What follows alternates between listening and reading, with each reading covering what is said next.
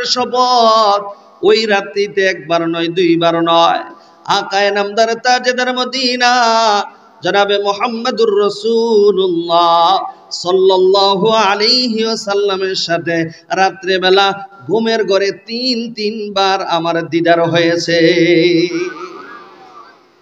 এরে ভাই, গতকাল যখন তুমি আমার 2টা রুটি খাওয়াইছো, তোমার এই হালাল রুটির বরকতে গতকালও আল্লাহর নবীজির সাথে আমার দুইবার দিদার নসিব হয়েছে।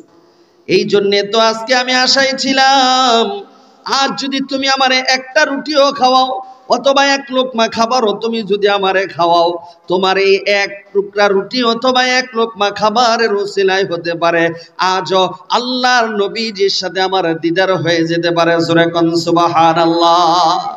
আমার ভাইরা, এই জন্য হালালে বরকত, হালালের মাধ্যমে মানুষ ফিতনায় পড়ে না।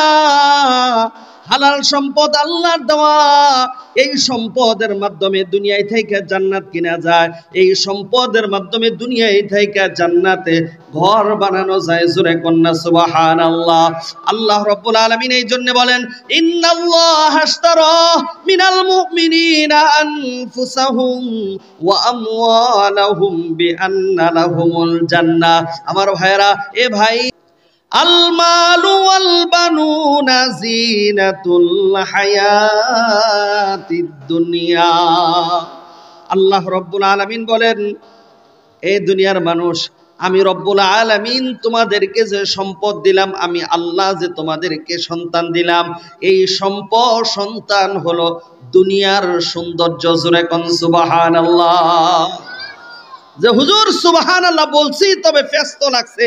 প্রথম আয়াতে বললেন ফিতনা, আর দ্বিতীয় আয়াতে বললেন সৌন্দর্য। এখন আমরা মানব কোনটা?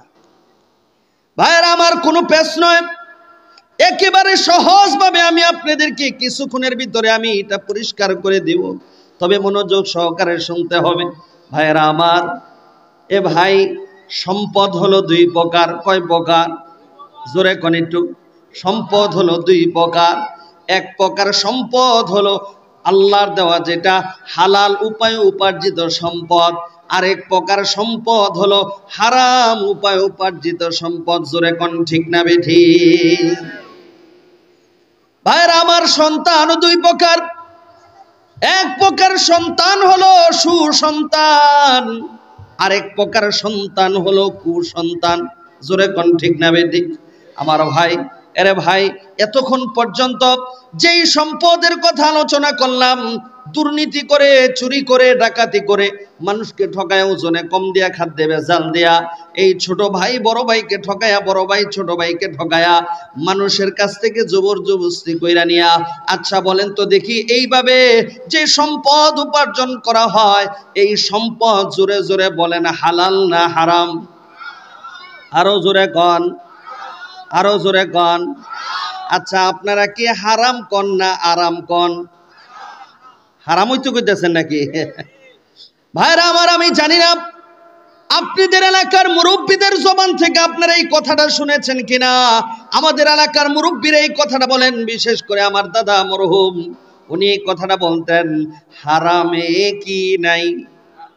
আরো জোরে কন, হারামে কি নাই? আরো জোরে কন, হারামে কি নাই? আমি জানি শুধু আপনারা এতটুকু বলবেন।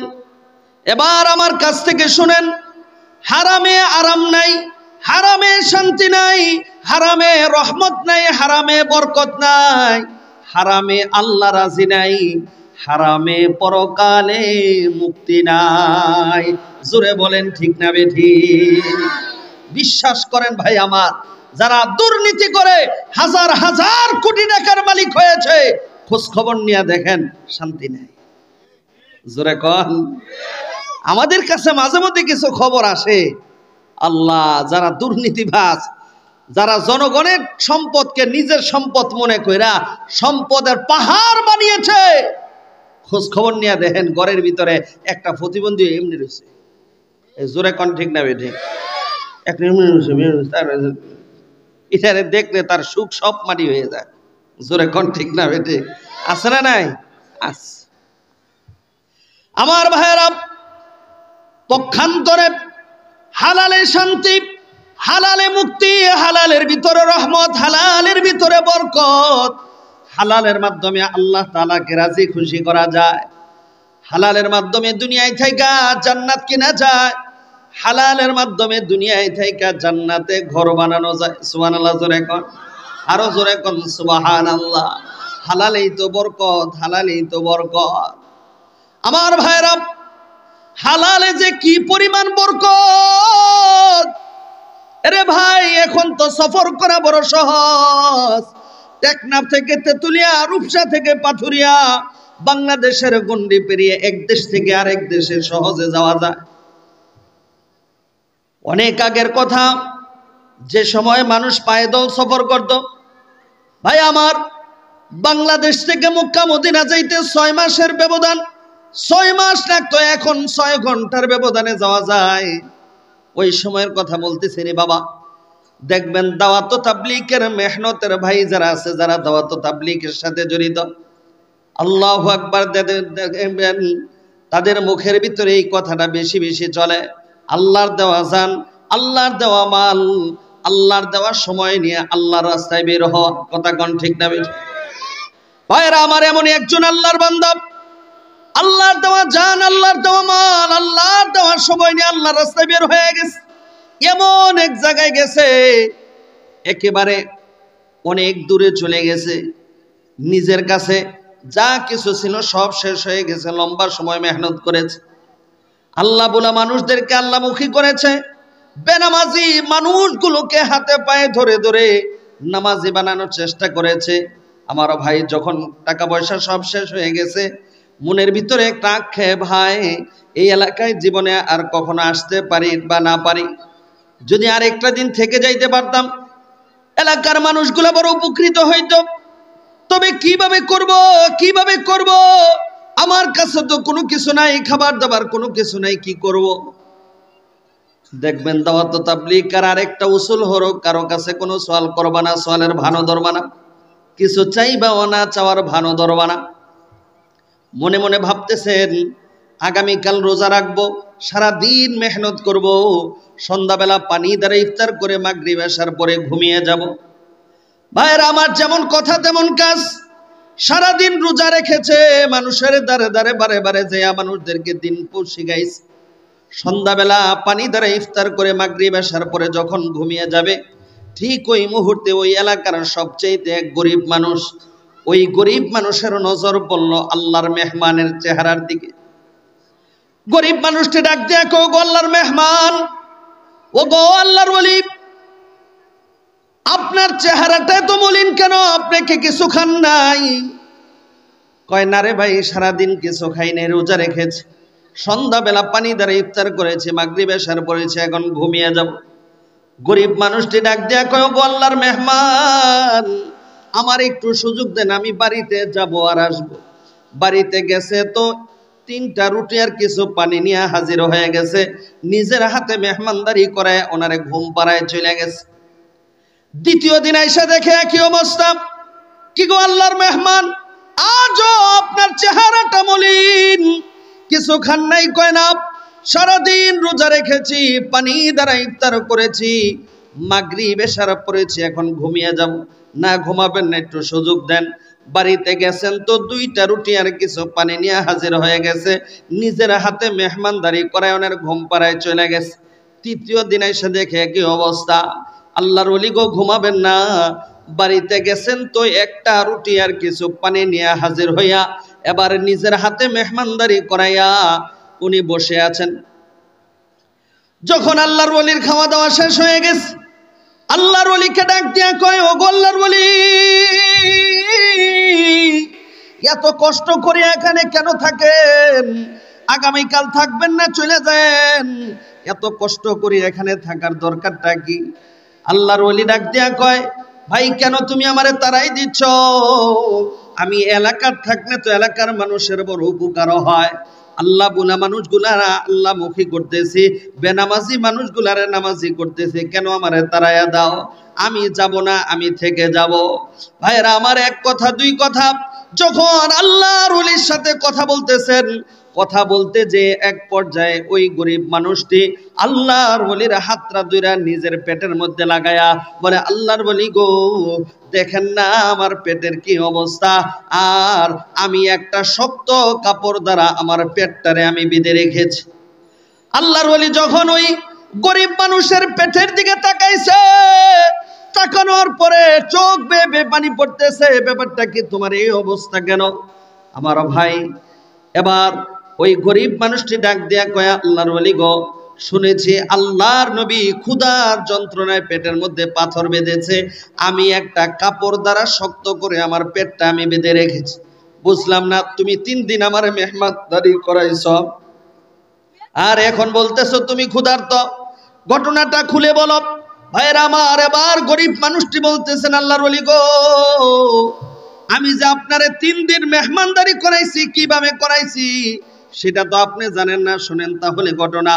ওগো আল্লাহর ওলি, এই এলাকার মধ্যে সবচাইতে গরিব হলাম আমি জঙ্গলে যে কাঠ কাটি, বাজারে বিক্রি করি, বাজারে বিক্রি করার পরে 3টা রুটি আমি ক্রয় করতে পারি। আমার সংসারের সদস্য হলো 3 জন, আমি, আমার স্ত্রী, আমার কলিজার টুকরা সন্তান। আল্লাহর ওলি গো, আমরা সকালে কিছু খাই না, দুপুরেও কিছু খাই না, রাত্রিবেলা একসাথে বসে 3 জনে 3টা রুটি খাইয়া শুয়ে থাকি। আল্লাহর ওলি গো, যেদিন আপনাকে আমি প্রথম দেখেছিলাম, আমি যখন বাড়িতে গেলাম, বাড়িতে গিয়ে দেখি আমার স্ত্রী, আমার সন্তান দস্তর বিছায়া আমার জন্য অপেক্ষা করতেছে। আমি আমার স্ত্রীকে গিয়ে বললাম, স্ত্রী রে, তোমার রুটি সন্তানের রুটি সন্তানরে খাওয়াও, তুমি তোমার রুটি খাও, আমার রুটিটা আমার হাতে দিয়ে দাও। কে গো স্বামী, কোনোদিন তো আপনি আলাদা খান নাই, আজকে কেন আলাদা খাবেন? না না, আমি খাবো না, আল্লাহর ঘরে আল্লাহর মেহমান আসছে, আল্লাহর মেহমানের মেহমানদারি করাবো, আমি আজকে না খেয়ে থাকবো। স্ত্রীটা ডাক দিয়া কয়, কেমন স্বামী তুমি, তুমি না খেয়ে থাকবা, আমি খেয়ে ঘুমাবো, এটা হতে পারে না। যদি না খেয়ে থাকতে হয় তাহলে দুজন না খেয়ে থাকবো। নাও, আমার রুটিটাও নিয়ে যাও, আল্লাহর মেহমানের মেহমানদারি করাইও। সন্তানটা ডাক দিয়া কয়, কেমন মা বাবা তোমরা, তোমরা না খেয়ে ঘুমাবো, আমি খেয়ে ঘুমাবো, এটা হতে পারে না। নাও, আমার রুটিটাও নিয়ে যাও, আল্লাহর ওলির মেহমানদারি করাইও। আল্লাহর ওলি গো, প্রথম দিন আমরা 3 জন না খেয়ে আপনার জন্য 3টা রুটি নিয়ে আসছি। ওগো আল্লাহর ওলি, দ্বিতীয় দিন যখন আমি আপনাকে দেখে বাড়িতে গেলাম, আমি গিয়ে দেখি আমার কলিজার টুকরা সন্তানটা না খেয়ে এত কাতর হয়ে গেছে, দুর্বল হয়ে গেছে। আমি তো বাবা, আমার দরদ হইছে, আমার সন্তানকে আমি রুটিটা সন্তানরে খাওয়াইছি। আমি আর আমার স্ত্রী না খেয়ে আপনার জন্য 2টা রুটি নিয়ে আসছি। আল্লাহর ওলি গো, আজ যখন বাড়িতে গেলাম, গিয়ে দেখি আমার স্ত্রী 2 দিন যাবত না খেয়ে একবারে দুর্বল হয়ে গেছে, উঠতে বসতে পারে না। আমার দরদ হয়েছে, স্ত্রীর রুটিটা স্ত্রীরা খাওয়াইছে, সন্তানের রুটিটা সন্তানরা খাওয়াইছে।